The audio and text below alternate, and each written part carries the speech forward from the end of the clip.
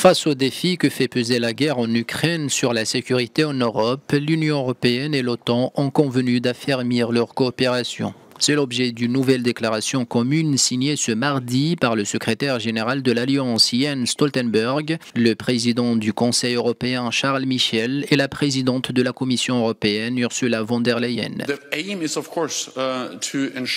L'objectif est bien sûr de s'assurer que nous pouvons toujours continuer à renforcer notre soutien à l'Ukraine. La Russie a subi de lourdes pertes, mais il ne faut pas la sous-estimer.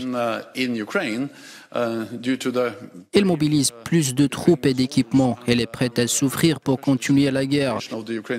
Vladimir Poutine n'a pas changé son objectif et il faut se préparer à soutenir l'Ukraine sur le long terme. La guerre de la Russie contre l'Ukraine a eu deux conséquences inattendues. Elle a renforcé nos deux organisations et nous a rapprochés. Les dirigeants des deux organisations ont annoncé que des discussions sont prévues la semaine prochaine sur les types d'armes qui peuvent être fournies à l'Ukraine.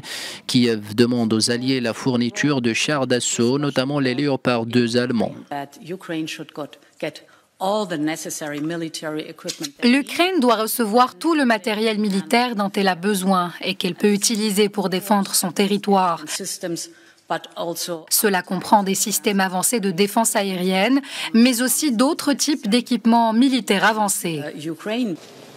21 des 27 États membres de l'Union européenne font déjà partie de l'OTAN. Deux autres pays, la Suède et la Finlande, doivent également rejoindre l'organisation lorsque la Turquie et la Hongrie auront ratifié leur adhésion.